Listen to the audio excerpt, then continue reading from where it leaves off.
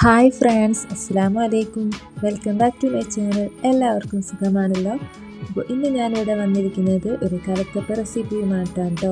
അപ്പോൾ ഇതെങ്ങനെ ഉണ്ടാക്കുന്നതെന്ന് നോക്കുന്നതിന് മുമ്പായി ആരെങ്കിലും പുതിയതായി ഈ ചാനൽ കാണുന്നുണ്ടെങ്കിൽ ലൈക്കും സബ്സ്ക്രൈബും ചെയ്ത് സപ്പോർട്ട് ചെയ്യാൻ മറക്കരുത് കേട്ടോ. കൂടാതെ തൊട്ടടുത്തുള്ള ബെല്ലൈക്കണും കൂടി ഒന്ന് പ്രസ് ചെയ്തേക്കണേ. എന്നാൽ നമുക്ക് നേരെ വീഡിയോയിലോട്ട് പോവാം.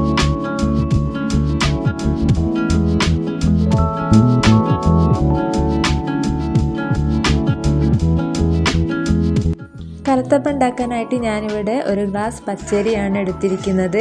ഇത് ഞാൻ തലേ ദിവസം കുതിർത്ത് വെച്ചതാണ് കേട്ടോ. അപ്പോൾ ഇത് ഞാൻ നന്നായിട്ട് കഴുകി എടുത്തതാണ്. ഇനി ഇതൊരു മിക്സിയുടെ ജാറിലേക്ക് ഇട്ട് കൊടുക്കാം. ഈ പച്ചരിക്ക് പകരം കൈമ റൈസോ ജീരകശാലയോ ഏത് വേണമെങ്കിലും ഉപയോഗിക്കാം കേട്ടോ. ജീരകശാല അരിയൊക്കെ ഉപയോഗിക്കുമ്പോൾ ഒന്നുകൂടെ ടേസ്റ്റ് കൂടുക.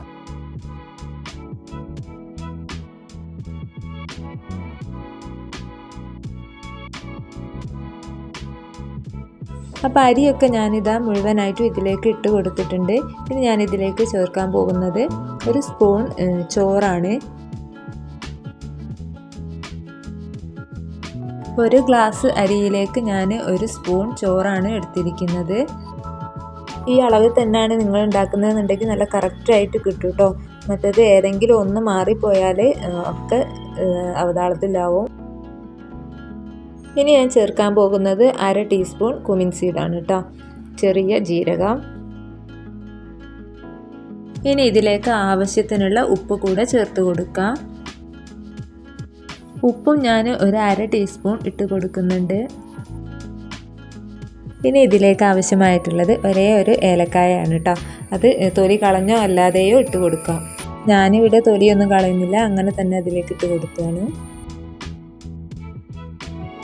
ഇനി ഇതിലേക്ക് ഒരു സ്പൂൺ തേങ്ങ ചിരകിയത് കൂടി ചേർക്കാം.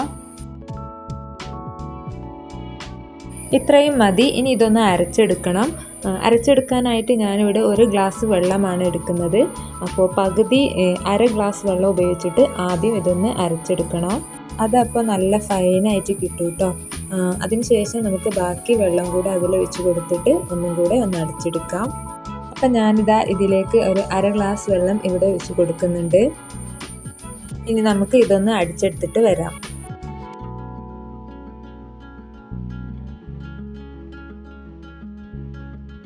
അപ്പം ഞാനിതാ അരിയൊക്കെ നല്ല പോലെ അടിച്ചെടുത്തിട്ടുണ്ട്. നല്ല ഫൈനായി വന്നിട്ടുണ്ട് കേട്ടോ. ഇനി നമുക്ക് ഇതൊരു പാത്രത്തിലോട്ട് മാറ്റാം. കണ്ടില്ലേ, ഇതുപോലെ നല്ല സ്മൂത്തായിട്ട് അടിച്ചെടുക്കണം കേട്ടോ.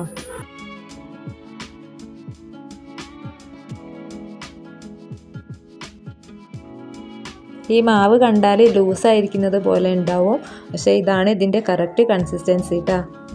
ഇനി ഇതൊന്നുകൂടെ ലൂസായിട്ട് വരും, കാരണം ഇതിലേക്ക് ഇനി ശർക്കര കൂടെ ഉരുക്കി ചേർക്കാനുള്ളതാണ്. അപ്പോൾ ഇതിങ്ങനെ മതി കേട്ടോ. എന്നാൽ നമുക്ക് ബാക്കിയുള്ളതിലേക്ക് നീങ്ങാം.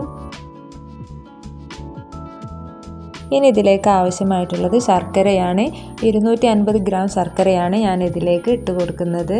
ഒരു ഗ്ലാസ് അരിയിലേക്കാണ് 250 ഗ്രാം ശർക്കര വരുന്നത്. ഇനി ഇതൊന്ന് ഉരുക്കിയെടുക്കാം. അതിനായി ഞാനിവിടെ ഗ്യാസ് ഓണാക്കി ഒരു പാത്രം വെച്ച് കൊടുക്കുന്നുണ്ട്. അതിലേക്ക് നമുക്ക് ഈ ശർക്കരയൊക്കെ ഇട്ട് കൊടുക്കാം.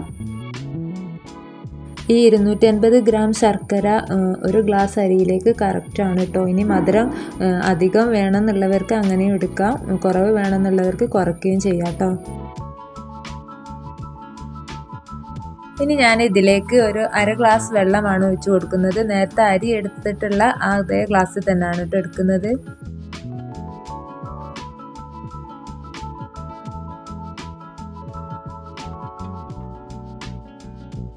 ഈ ശർക്കര ഉരുകി വരുന്ന സമയം കൊണ്ടിട്ട് തന്നെ നമുക്ക് ചെറിയ ഉള്ളിയും തേങ്ങാക്കൊത്തലും കൂടെ വറവിട്ടെടുക്കാം.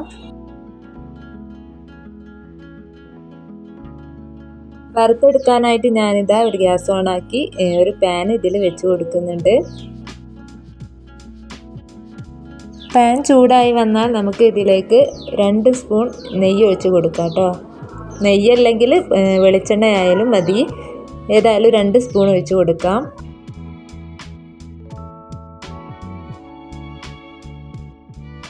അപ്പം നെയ്യൊക്കെ അതാ നല്ലപോലെ ചൂടായി വന്നിട്ടുണ്ട്. ഇനി ഇതിലേക്ക് നമുക്ക് അരിഞ്ഞ് വെച്ചിട്ടുള്ള തേങ്ങാക്കൊത്തലും ചെറിയ ഉള്ളിയും കൂടെ ചേർത്ത് കൊടുക്കാം. വളരെ നൈസായി അരിഞ്ഞ് കൊടുത്തേക്കാണെങ്കിൽ ഒന്നുകൂടെ ടേസ്റ്റ് ആയിരിക്കും കേട്ടോ. ഇതിൻ്റെത് കുറച്ച് കട്ടിയായിപ്പോയി, കുഴപ്പമില്ല എന്നാലും. ഇനി ഇതിലേക്ക് അരിഞ്ഞു വെച്ച ഉള്ളി കൂടെ ചേർത്ത് കൊടുക്കാം. ഇനി ഇതൊരു ബ്രൗൺ നിറമാകുന്നത് വരെ ഒന്ന് വേവിച്ചെടുക്കാം കേട്ടോ.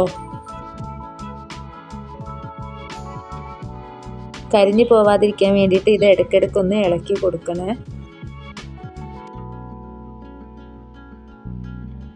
ഇതേ സമയം ശർക്കര അടുപ്പത്ത് വെച്ചത് മറന്നു പോകരുത്, അതുകൂടെ ഒന്ന് നോക്കാം. ശർക്കര ദാ ഉരുകി വരുന്നുണ്ട് കേട്ടോ. അപ്പോൾ ഇത് പൊടിച്ചിട്ട് കൊടുക്കുകയാണെങ്കിൽ പെട്ടെന്ന് തന്നെ ഉരുകി വരും. ഞാൻ ഇതിലിട്ടതിന് ശേഷമാണ് അത് ആലോചിച്ചത്. സാരമില്ല, വെയിറ്റ് ചെയ്യാം. അപ്പോൾ ഉള്ളി ഇതാ നല്ലപോലെ ഇവിടെ വാടി വരുന്നുണ്ട് കേട്ടോ. അപ്പോൾ ശർക്കര ഇതാ നല്ലപോലെ ഇവിടെ ഉരുക്കി വന്നിട്ടുണ്ട് കേട്ടോ. ഇതൊന്ന് ഇളക്കി കൊടുക്കാം. ശർക്കര ഉരുക്കിയെടുക്കുമ്പോൾ ഗ്യാസ് സിമ്മിലിട്ടിട്ട് വേണം കേട്ടോ ഉരുക്കിയെടുക്കാൻ, അല്ലാഞ്ഞാൽ പെട്ടെന്ന് കരിഞ്ഞു പോവും. പിന്നെ ശർക്കരയ്ക്ക് ഒരു കയ്പ്പ് ടേസ്റ്റ് ആയിരിക്കും ഉണ്ടാവുക കേട്ടോ. ഇത് നന്നായിട്ടൊന്ന് ഇളക്കി കൊടുക്കാം.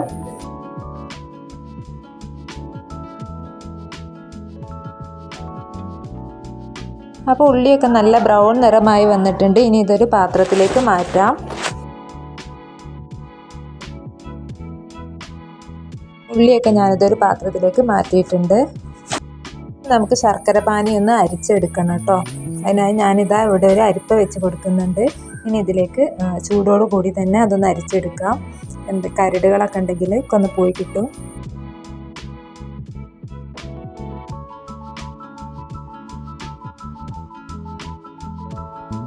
ഈ ശർക്കര ഒരുക്കിയപ്പോൾ വേസ്റ്റായിട്ട് ഒന്നും ഇല്ല കേട്ടോ. അതിൽ ക്ലീനായി കിട്ടിയിട്ടുണ്ട്.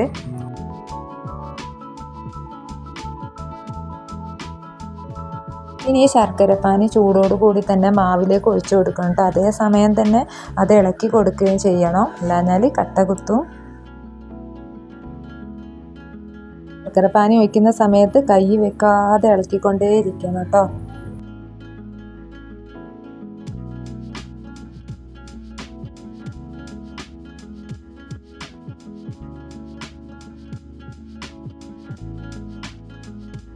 അപ്പോൾ ശർക്കരപ്പാനിയൊക്കെ ഒഴിച്ച് കൊടുത്തിട്ടുണ്ട്. നല്ല പോലെ ഇളക്കി കൊടുക്കുക. അപ്പോൾ ഇതാണ് കറക്റ്റ് കൺസിസ്റ്റൻസി കേട്ടോ. അപ്പോൾ കലത്തപ്പം ഞാൻ കുക്കറിലാണ് ഇത് ഉണ്ടാക്കുന്നത്. നോൺ സ്റ്റിക്ക് പാത്രത്തിൽ ഉണ്ടാക്കുന്നവർക്ക് അങ്ങനെ ഉണ്ടാക്കാം.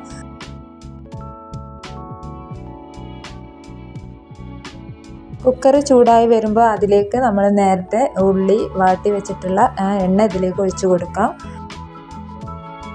കുക്കർ ആയതുകൊണ്ട് തന്നെ അടിയിൽ പിടിക്കാനുള്ള ചാൻസ് ഉണ്ട്. അപ്പോൾ ഇതൊന്ന് ഈ എണ്ണ എല്ലായിടത്തും ഒന്ന് സ്പ്രെഡ് ചെയ്ത് കൊടുക്കാം. നമുക്കിതിലേക്ക് മാവ് ഒഴിച്ച് കൊടുക്കാം കേട്ടോ. മാവ് ഒഴിച്ച് കൊടുക്കുന്ന സമയത്ത് ഫ്ലെയിം ഫുള്ളിലായിരിക്കണം.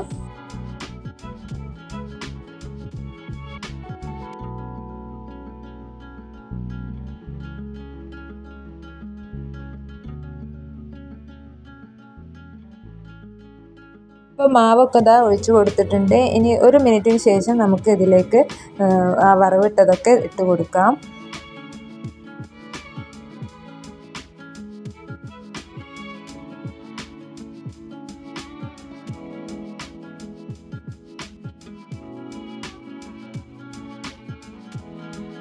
ഈ മാവ് ഒഴിച്ച് കൊടുത്ത് ഒരു മിനിറ്റിനുള്ളിൽ കുക്കർ മൂടി വെക്കണം കേട്ടോ. അപ്പോൾ അതിനുള്ളിലായിട്ട് ഈ മുകളിലേക്ക് ഇതൊക്കെ ഇട്ട് കൊടുക്കണം. ഇനി നമുക്ക് കുക്കർ മൂടി വെക്കാം. മൂടി വെച്ചതിന് ശേഷം അതിൻ്റെ വെയിറ്റ് എടുത്തു മാറ്റാം. കുക്കർ മൂടി വെച്ച് ഒരു 60 സെക്കൻഡ് ഫ്ലെയിം സ്പീഡിൽ തന്നെ നിൽക്കണം. അപ്പോൾ ഇത് മൂടി വെച്ചിട്ട് 60 സെക്കൻഡ് കഴിഞ്ഞു. ഞാനിത് ഇതിൻ്റെ വെയിറ്റ് എടുത്തു മാറ്റുകയാണ്. തീ കുറച്ച് വെച്ചതിന് ശേഷം ഇതൊരു 20 മിനിറ്റ് നേരം വേവിക്കാനായിട്ട് വെക്കാം. എന്നിട്ട് ഫ്ലെയിം ഓഫ് ചെയ്ത് വെക്കാം. അത് കഴിഞ്ഞൊരു 10 മിനിറ്റ് കഴിഞ്ഞതിന് ശേഷമേ ഈ കുക്കർ തുറക്കാവൂ. അപ്പോഴേക്ക് നല്ല പാകമായിട്ട് വരും.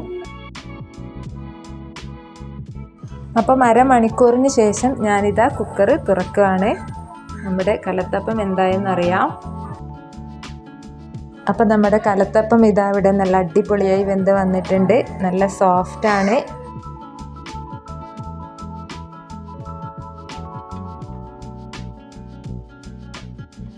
ഇനി നമുക്കിതൊരു പാത്രത്തിലോട്ട് മാറ്റാം.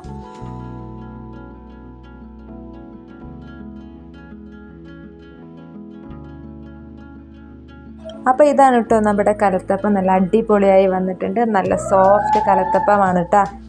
അപ്പോൾ കുട്ടികളൊക്കെ സ്കൂളിട്ട് വരുന്ന സമയത്തൊക്കെ ഉണ്ടാക്കി കൊടുക്കാൻ പറ്റിയ ഒരു പലഹാരം തന്നെയാണ് കേട്ടോ ഇത്.